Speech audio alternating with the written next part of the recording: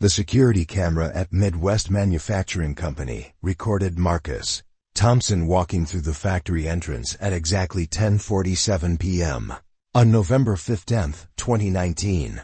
The timestamp shows him badging in, adjusting his hard hat, and heading toward his workstation in the chemical processing unit.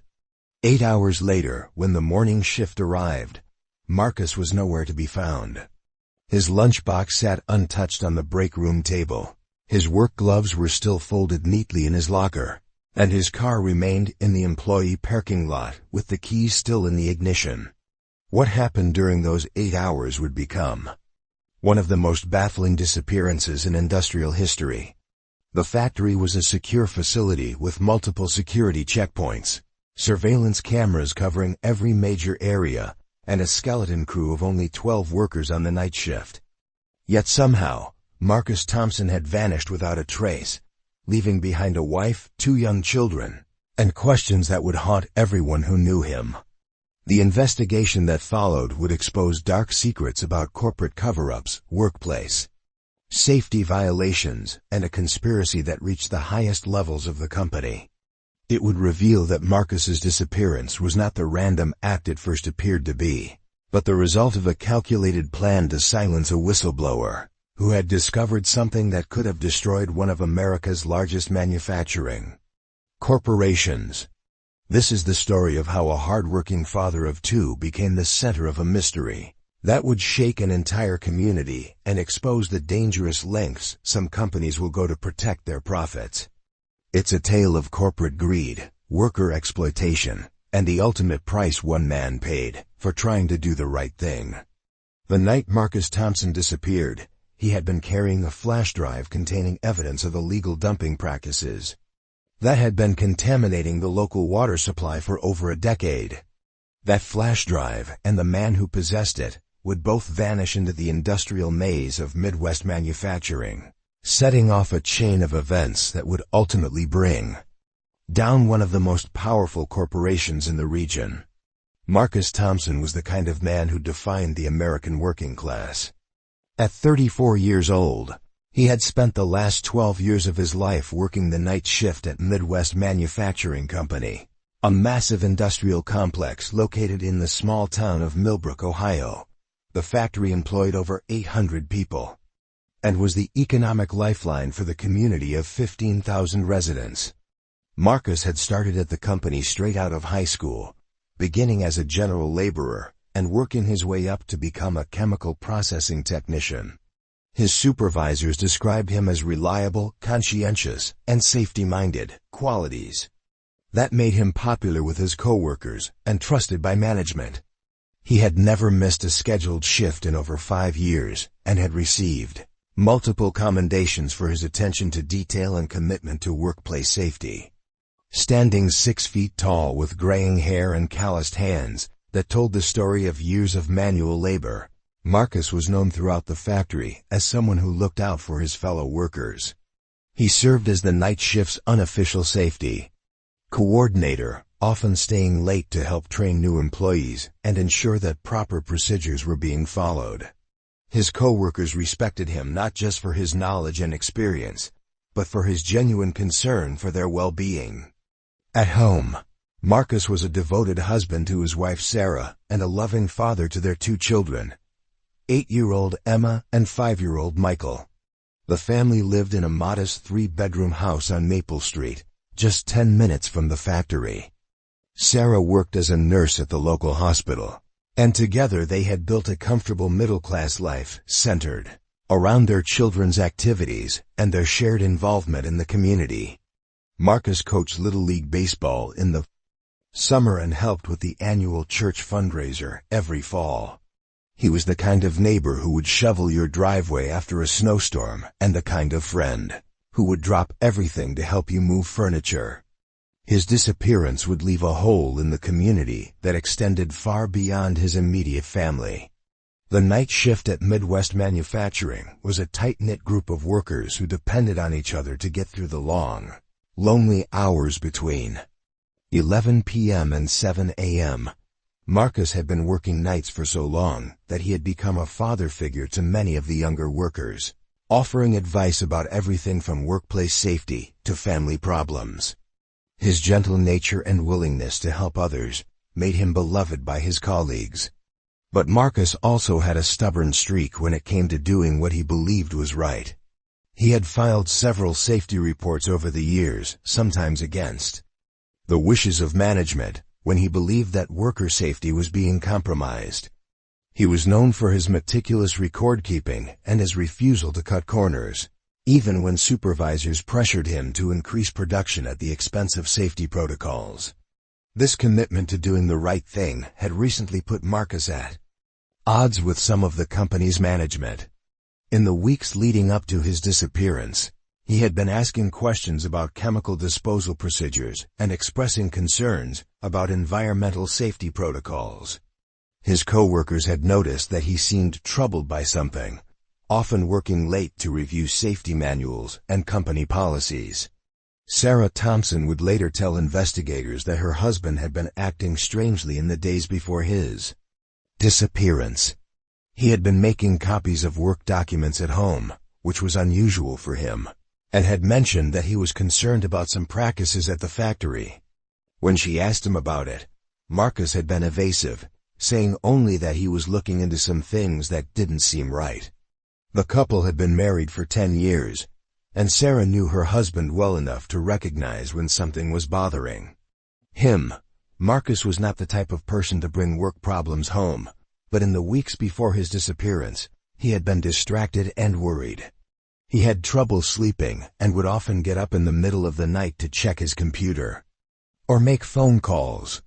Marcus's children adored their father and looked forward to the time they spent together during his days off. He would take them fishing at the local lake, help them with homework, and attend every school event he could. The idea that he would voluntarily abandon his family was inconceivable to anyone who knew him. Marcus Thompson was a man whose entire identity was built around his responsibilities to his family and his community.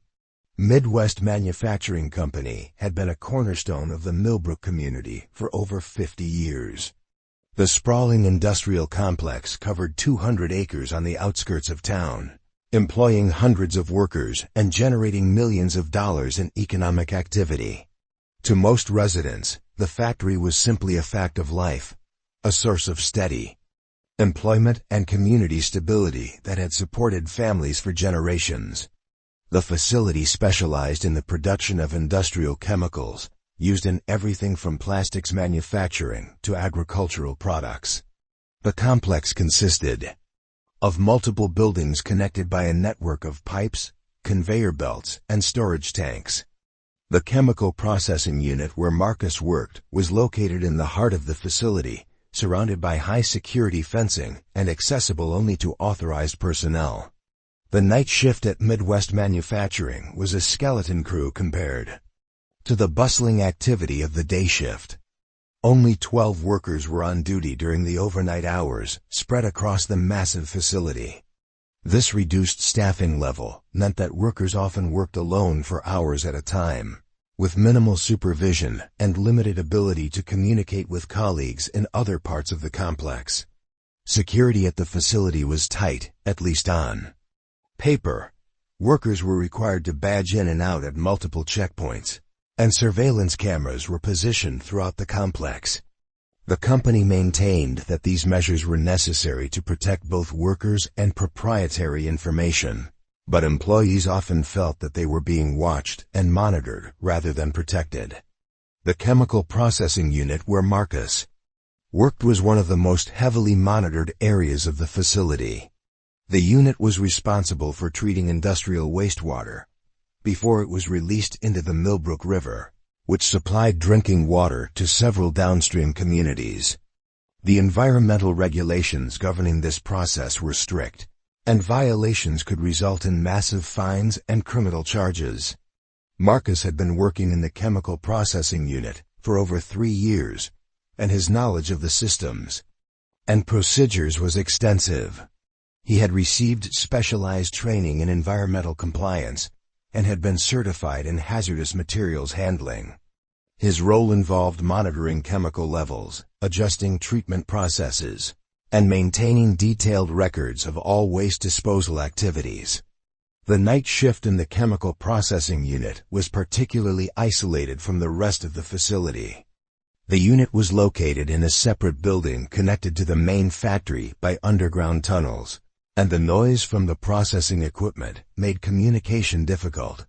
Workers in the unit often went hours without seeing another person, relying on radio communication to stay in touch with supervisors and security personnel. Recent months had brought increased pressure on the night shift workers to increase production and reduce costs. Management had implemented new efficiency measures that required workers to process larger volumes of wastewater in less time. These changes had created tension between workers, who were concerned about safety, and supervisors who were focused on meeting production targets. Marcus had been vocal about his concerns regarding these new procedures. He had filed several reports questioning whether the accelerated processing schedule allowed sufficient time for proper treatment of the wastewater. His supervisors had dismissed these concerns, assuring him that the new procedures had been approved by environmental consultants and met all regulatory requirements. However, Marcus's own observations suggested otherwise. He had noticed that the treated wastewater being released into the river often had a strange color and odor, and he had begun taking his own samples for testing. The results of these unofficial tests had alarmed him, showing levels of toxic chemicals that far exceeded legal limits. The discovery of these violations had prompted Marcus to begin gathering evidence of the company's illegal practices. He had been documenting instances of improper waste disposal, collecting water samples, and copying company records that showed a pattern of environmental violations. His plan was to turn this evidence over to environmental regulators and whistleblower protection agencies. November 15, 2019, began like any other night shift at Midwest Manufacturing. Marcus Thompson arrived at the factory at 10:30 p.m., 15 minutes before his scheduled start time, as was his custom. He parked his 2015 Honda Civic in spot 47 of the employee parking lot, the same spot he had been using for over 2 years. The security camera at the main entrance recorded him walking through the lobby at 10:47 p.m., badging in at the security checkpoint with his usual nod to the night security guard.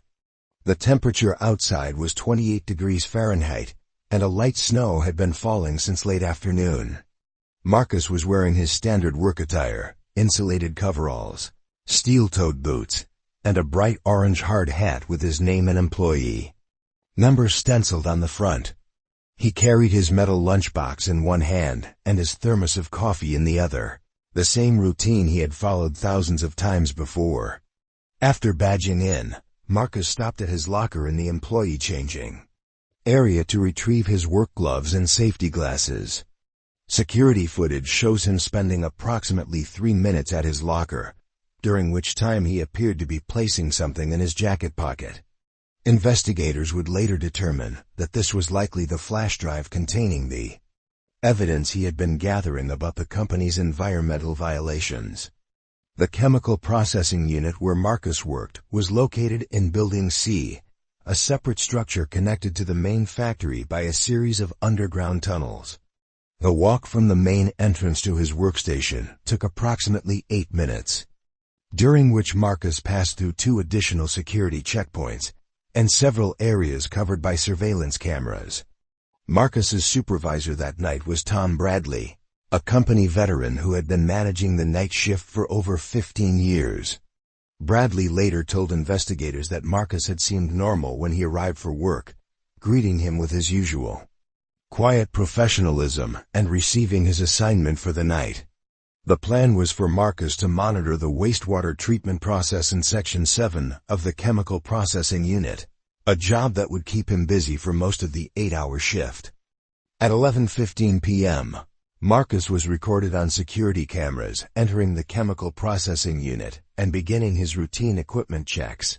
The facility's automated systems showed that he logged into the central computer terminal at 11:22 p.m. and began reviewing the night's processing schedule. Everything appeared normal, and Marcus seemed to be following his standard operating procedures. At 11:45 p.m., Marcus made his first radio check-in with the night shift supervisor, reporting that all systems were operating normally and that the evening's processing was proceeding according to schedule. His voice sounded calm and professional, giving no indication that anything was wrong. This would be the last confirmed communication anyone would have with Marcus Thompson. The next several hours of Marcus's shift were documented primarily through automated computer logs and security camera footage. The cameras showed him moving through the chemical processing unit, checking equipment, and taking readings from various monitoring stations. He appeared to be following his normal routine, working alone in the isolated unit while his colleagues were scattered throughout the rest of the massive facility. At 1:30 a.m., the automated systems recorded Marcus accessing a secure computer terminal that contained sensitive environmental data. This was unusual, as his normal duties didn't require him to access this particular system. The computer logs showed that he spent approximately 20 minutes reviewing files related to wastewater discharge reports and environmental compliance documentation. Security cameras recorded Marcus leaving the chemical processing unit at 2:15 m, which was also unusual. Workers in the unit typically remained at their stations for the entire shift, leaving only for scheduled breaks or emergencies. The cameras showed Marcus walking through the underground tunnels toward the main factory building, but his destination and purpose were unclear. At 2:45 a.m., Marcus was seen on security cameras in the administrative section of the main building, an area that was normally off-limits to production workers during the night shift. The cameras showed him using a keycard to access an office area, but the angle of the cameras made it impossible to determine exactly which office he had entered. This would be the last time Marcus Thompson was seen on any security camera. The factory's computer systems showed that Marcus's keycard was used to access various areas of the facility throughout the night, but these readings were inconsistent with the security camera footage. Investigators would later determine that someone had been using Marcus's keycard after he disappeared, possibly to create false evidence of his movements or to gain access to restricted areas. At 3:30 a.m., the automated systems in the chemical processing unit began registering abnormal readings. Chemical levels in the treatment tanks had shifted outside normal parameters, and several monitoring alarms had been triggered.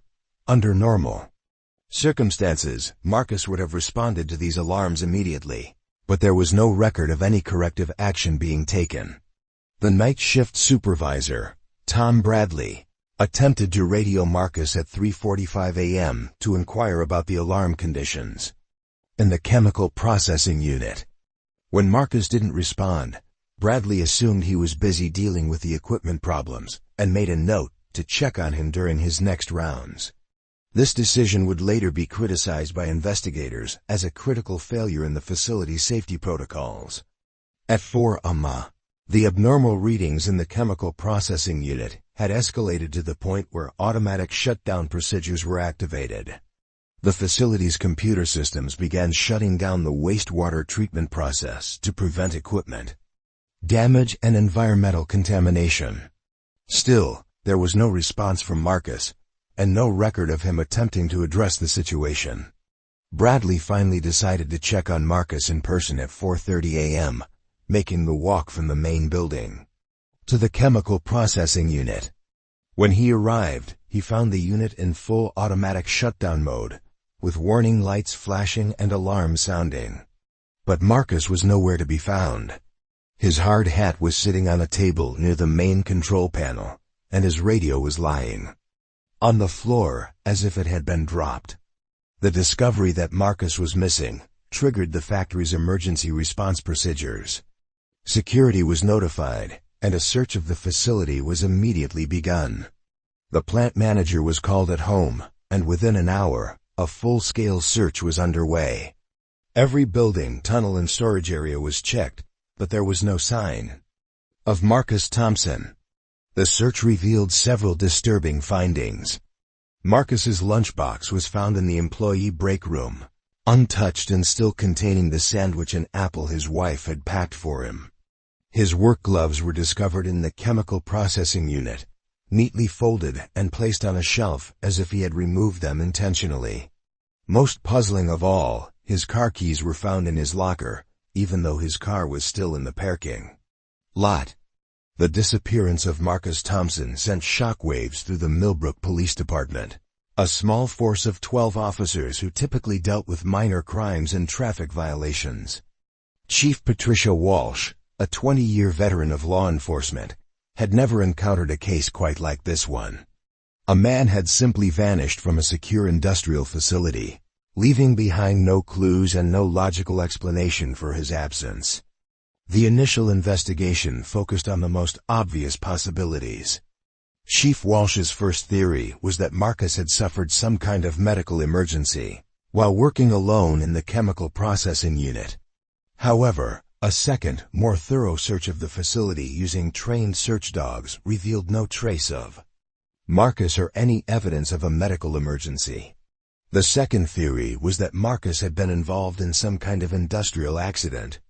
However, examination of all the machinery and processing tanks revealed no signs of blood, clothing, or other evidence of an accident.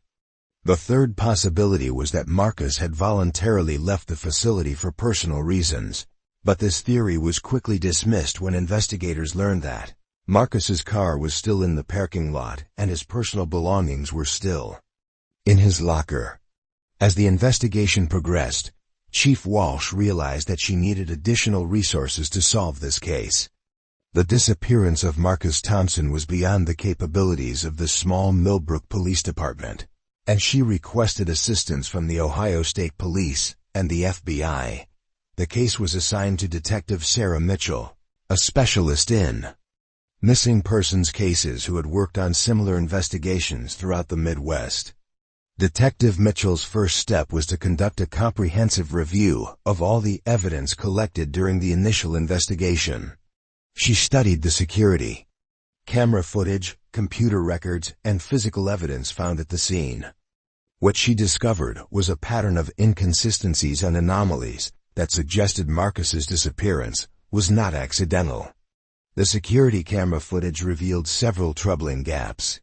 While Marcus was clearly visible on cameras throughout the first part of his shift, there were significant periods during which he was not captured on any surveillance equipment. The computer records were equally puzzling. Marcus's keycard had been used to access various areas of the facility throughout the night, but these access records didn't match the security camera footage. The physical evidence found at the scene was also inconsistent with the theory that Marcus had simply walked away from his job. His hard hat, radio, and work gloves had all been found in the chemical processing unit, but they were positioned in a way that suggested they had been placed there deliberately rather than dropped accidentally. Detective Mitchell's investigation was further complicated by the behavior of Midwest Manufacturing's management. While the company claimed to be fully cooperative with the investigation, Mitchell noticed that key pieces of evidence had been deleted or destroyed shortly after Marcus's disappearance was discovered. Security footage from certain areas of the facility was missing, and computer records had been purged as part of what the company claimed was routine maintenance. The detectives' interviews with Marcus's co-workers revealed additional troubling information. Several night shift workers reported that Marcus had been acting strangely in the weeks leading up to his disappearance. He had been asking questions about company procedures, working late to review documents, and expressing concerns about environmental safety protocols. The interview with Marcus's wife, Sarah, provided crucial insights into his state of mind before his disappearance. She told Detective Mitchell that Marcus had been bringing work documents home, which was unusual for him. He had been making copies of company papers, and had mentioned that he was concerned about some practices at the factory. Sarah also revealed that Marcus had been having trouble sleeping and would often get up in the middle of the night to check his computer or make phone calls. The investigation took a dramatic turn when Detective Mitchell discovered that Marcus had been in contact with federal environmental regulators in the weeks before his disappearance. Phone records showed that he had called the Environmental Protection Agency's whistleblower hotline several times, and had been scheduled to meet with federal investigators the week after he vanished. Detective Mitchell's request for a search warrant to examine Marcus's home computer was initially denied, but Sarah Thompson voluntarily granted permission for the search. The computer search revealed a treasure trove of evidence that would transform the investigation. Marcus's computer contained hundreds of files documenting environmental violations at Midwest Manufacturing. The discovery of this evidence immediately elevated the investigation from a missing person case to a potential criminal conspiracy. Detective Mitchell realized that Marcus Thompson had not simply disappeared.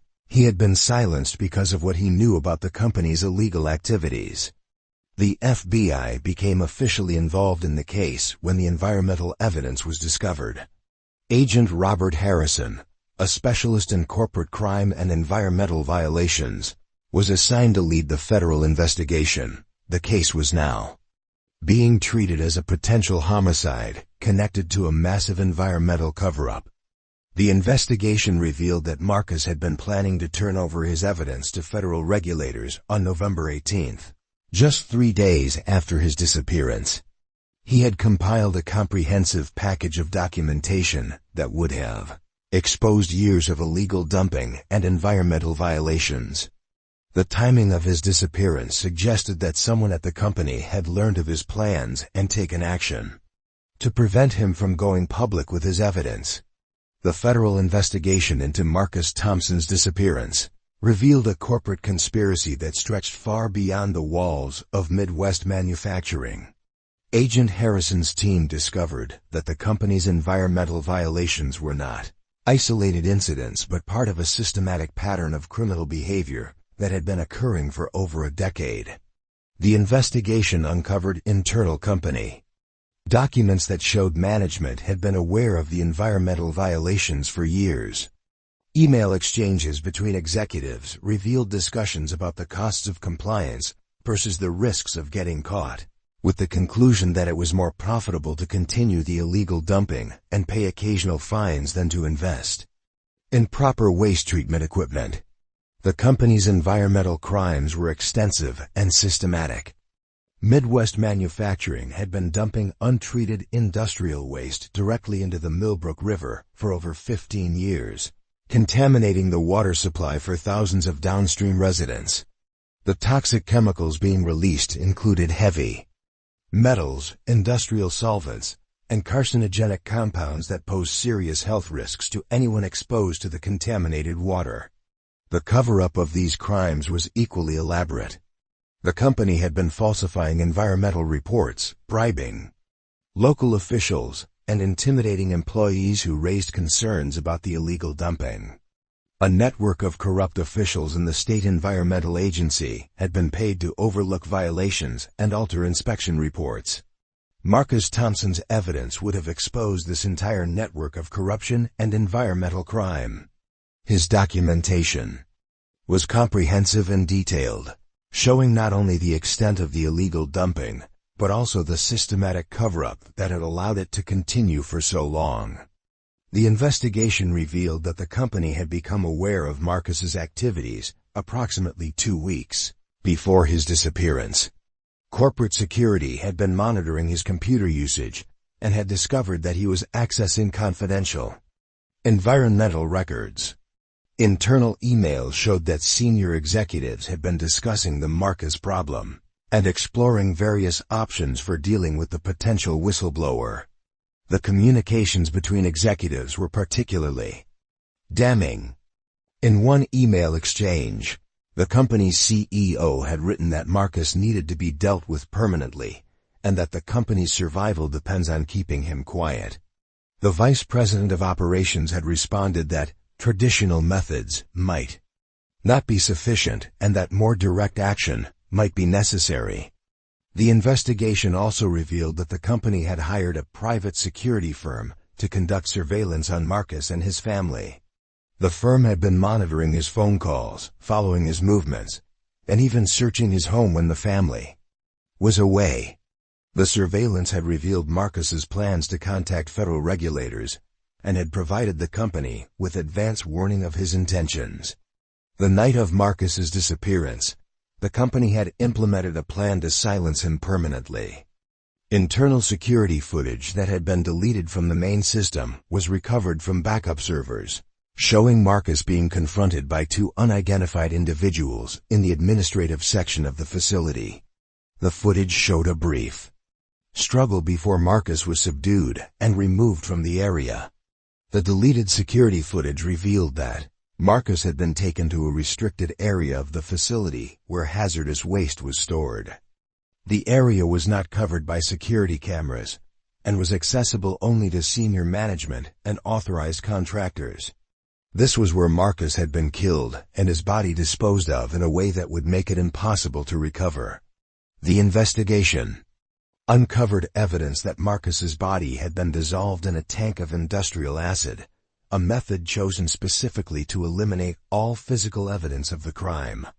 The acid tank was part of the facility's waste treatment system, and the disposal had been carried out by the same private security contractors who had been hired to conduct surveillance on Marcus. The company's cover-up of the murder was as elaborate as the environmental crimes that had motivated it. False records had been created to suggest that Marcus had left the facility voluntarily, and his keycard had been used throughout the night to create the impression that he was still working. The equipment problems in the chemical processing unit had been deliberately triggered to provide a distraction and explain Marcus's absence from his workstation. The investigation revealed that several employees had been threatened or bribed to keep quiet about what they had seen the night of Marcus's disappearance. The night shift supervisor, Tom Bradley, had been offered a promotion and substantial pay increase in exchange for his silence. Other workers had been threatened with termination or violence if they spoke about the incident. The federal investigation also uncovered evidence that Marcus's disappearance was not the company's first resort to violence. Two former employees, who had previously raised concerns about environmental violations, had died in suspicious circumstances within the past 5 years. One had been killed in what appeared to be a random robbery, while the other had died in a car accident that investigators now believed had been staged. The scope of the conspiracy was staggering. The investigation revealed that Midwest Manufacturing had been operating what was essentially a criminal organization, using bribery, intimidation, and violence to protect its illegal activities. The company had corrupted local officials, threatened employees, and ultimately resorted to murder to protect its profits. The arrests began in the early morning hours of March 15, 2020, exactly 4 months after Marcus Thompson's disappearance. FBI agents simultaneously raided the homes of 12 corporate executives and middle managers who had been identified as participants in the conspiracy. The raids were coordinated to prevent the destruction of evidence and to ensure that none of the suspects could warn others about the impending arrests. The first person arrested was CEO Richard Blackwood, who was taken into custody at his $2.3 million mansion in the affluent suburb of Westerville. Blackwood had been with the company for over 20 years and had been instrumental in developing the policies that led to the environmental violations and cover-up. He was charged with conspiracy to commit murder, environmental crimes, and racketeering. The second major arrest was Vice President of Operations Janet Morrison, who had been directly involved in the decision to have Marcus killed. Morrison had been the point person for coordinating with the private security firm that had conducted surveillance on Marcus and had ultimately carried out the murder. She was charged with first-degree murder, conspiracy, and obstruction of justice. The third key arrest was plant manager David Sullivan, who had been responsible for day-to-day operations at the Millbrook facility. Sullivan had been aware of the environmental violations and had helped coordinate the cover-up of Marcus's murder. He was charged with accessory to murder, environmental crimes, and witness tampering. The arrests continued throughout the morning, with FBI agents taking into custody 9 additional suspects who had played various roles in the conspiracy. These included security personnel, administrative staff, and contractors who had been involved in the illegal dumping, the surveillance of Marcus, or the cover-up of his murder. The arraignment hearings were held later that day in federal court in Columbus, Ohio. The courtroom was packed with reporters, family members of the victims, and concerned citizens who had been following the case. The charges were read aloud, and the scope of the conspiracy became clear to the public for the first time. The prosecution was led by Assistant U.S. Attorney Margaret Chun, who had been building the case against Midwest Manufacturing for months. Chun outlined the government's case in her opening statement, describing how the company had systematically violated environmental laws for over a decade and had ultimately resorted to murder to protect its illegal activities. The defense attorneys for the various defendants attempted to portray their clients as scapegoats who had been following orders from higher-ups in the corporate hierarchy. However, the evidence against the defendants was overwhelming, including recorded conversations, internal emails, and testimony from cooperating witnesses who had agreed to testify in exchange for reduced sentences. The trial lasted for 6 weeks and featured testimony from dozens of witnesses, including former employees, environmental experts, and law enforcement officials. The most dramatic testimony came from Tom Bradley, the night shift supervisor who had been present the night Marcus disappeared. Bradley had agreed to cooperate with the prosecution in exchange for a reduced sentence, and his testimony provided crucial details about the conspiracy. Bradley testified that he had been approached by company executive several days before Marcus's disappearance and had been told that Marcus was a problem that needed to be resolved. He had been instructed to ensure that Marcus was alone in the chemical processing unit at a specific time, and had been promised a substantial bonus for his cooperation. The testimony revealed that the plan to kill Marcus had been in development for weeks. The company had been monitoring his activities and had learned of his plans to contact federal regulators.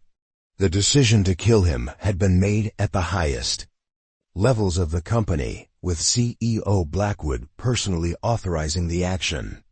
The evidence presented at trial showed that the murder had been carried out by 2 contractors, who had been hired by the private security firm. The contractors had gained access to the facility using falsified credentials, and had confronted Marcus in the administrative section of the building. Marcus had been killed with an injection of industrial chemicals, and his body had been disposed of in the acid tank to eliminate all physical evidence. The trial also revealed the extent of the environmental crimes that had motivated the murder. Expert witnesses testified that the illegal dumping had contaminated the water supply for over 50,000 people and had caused significant environmental damage to the Millbrook River and surrounding ecosystem. The health impacts of the contamination were still being studied, but preliminary evidence suggested that cancer rates in the affected communities had increased significantly. The jury deliberated for 3 days before returning guilty verdicts on all major charges. CEO Blackwood was found guilty of conspiracy to commit murder and was sentenced to life in prison without the possibility of parole. Vice President Morrison was found guilty of first-degree murder and was also sentenced to life in prison. Plant manager Sullivan was found guilty of accessory to murder and was sentenced to 30 years in prison. The other defendants received sentences ranging from 10 to 25 years in prison, depending on their level of involvement in the conspiracy. The company itself was found guilty of environmental crimes and was ordered to pay over $500 million in fines and restitution to the affected communities. The conviction of the Midwest manufacturing executives marked the end of one of the most significant corporate crime cases in American history. The case had exposed the dangerous lengths to which some companies would go to protect their profits, and had demonstrated that even the most powerful corporations were not above the law. The impact of the case extended far beyond the courtroom. The environmental cleanup of the Millbrook River was expected to take decades and cost hundreds of millions of dollars. The affected communities filed class action lawsuits seeking compensation for health damages and property losses.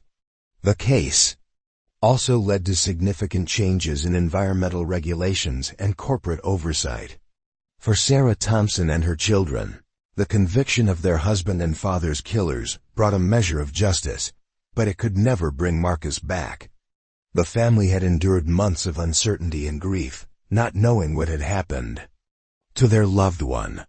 The discovery that he had been murdered for trying to do the right thing was devastating, but it also confirmed that Marcus had died as a hero who had been willing to sacrifice his life to protect his community. The story of Marcus Thompson's disappearance and murder became a cautionary tale about the dangers of corporate corruption and the importance of protecting whistleblowers. His sacrifice had exposed a massive environmental crime and had led to the conviction of the perpetrators. While his family and community would never fully recover from their loss, they could take comfort in knowing that Marcus's death had not been in vain. The case also highlighted the critical role that individual workers play in protecting public safety and the environment. Marcus Thompson had been just one man working the night shift at a chemical plant, but his courage and commitment to doing the right thing had made him a powerful force for justice. His story serves as an inspiration to others who might find themselves in similar situations, showing that one person can make a difference even in the face of powerful corporate interests. The legacy of Marcus Thompson lives on in the environmental protections that were strengthened as a result of his sacrifice. New regulations were implemented to prevent the kind of illegal dumping that had occurred at Midwest Manufacturing, and new protections were put in place for workers who report environmental violations. The Marcus Thompson Whistleblower Protection Act, passed by Congress in 2021, provides enhanced legal protections and financial support for employees who report corporate crimes. The small town of Millbrook, Ohio, was forever changed by the events surrounding Marcus Thompson's disappearance and murder. The community had lost not only a beloved resident, but also its sense of security and trust in the industrial facilities that had been the foundation of the local economy. The factory that had employed hundreds of people and supported the community for decades was now seen as a symbol of corporate greed and environmental destruction. The cleanup of the environmental damage caused by Midwest Manufacturing's illegal dumping was a massive undertaking that required the coordination of multiple federal agencies and environmental contractors. The contaminated sections of the Millbrook River had to be dredged, and the surrounding soil had to be excavated and treated to remove toxic chemicals. The process was expected to take at least 15 years and cost over $300 million. The health impacts of the contamination were still being studied, but preliminary evidence suggested that residents of the affected communities had experienced higher rates of cancer, respiratory problems, and other health issues. A comprehensive health study was launched to document the full extent of the damage and to provide medical care for those who had been affected by the contamination. The economic impact of the case was also significant. Midwest Manufacturing was forced to shut down its operations permanently, eliminating hundreds of jobs and removing a major source of tax revenue for the local community. The company's assets were liquidated to pay for the environmental cleanup and to provide compensation to the victims of the contamination. The case also had broader implications for corporate America. The successful prosecution of the Midwest Manufacturing executives sent a clear message that corporate crimes would not be tolerated, and that executives who authorized illegal activities would be held personally responsible for their actions. The case led to increased scrutiny of industrial facilities and stricter enforcement of environmental regulations. The story of Marcus Thompson's disappearance and murder was the subject of numerous books, documentaries, and news articles. His story became a symbol of the struggle between corporate power and individual conscience, and his sacrifice was recognized as a turning point in the fight for environmental justice. The Marcus Thompson Memorial Foundation was established by his family to provide support for environmental protection efforts, and to assist other families who had been affected by corporate crimes.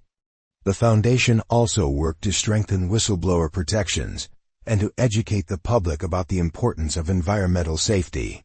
The memorial service for Marcus Thompson was held on the first anniversary of his disappearance, attended by thousands of people from across the country who had been inspired by his story. The service celebrated his life and his sacrifice, while also serving as a call to action for continued efforts to protect the environment and hold corporations accountable for their actions. The case of Marcus Thompson showed that even in the face of powerful corporate interests, justice could prevail. His courage in exposing environmental crimes had cost him his life, but his sacrifice had led to the prosecution of his killers and the cleanup of the environmental damage they had caused. His story serves as a reminder that individual actions can have far-reaching consequences, and that the fight for justice requires the courage of ordinary people willing to stand up for what is right. The investigation into Marcus Thompson's disappearance and murder was one of the most complex and significant criminal cases in American history. It exposed the dangerous intersection of corporate power, environmental crime, and violence, and demonstrated the importance of protecting those who are willing to speak out against wrongdoing. The case will be remembered as a landmark victory for environmental justice and a tribute to the courage of one man who was willing to sacrifice everything to protect his community. Note: this story is entirely fictional. Any resemblance to real people, places, or events is purely coincidental.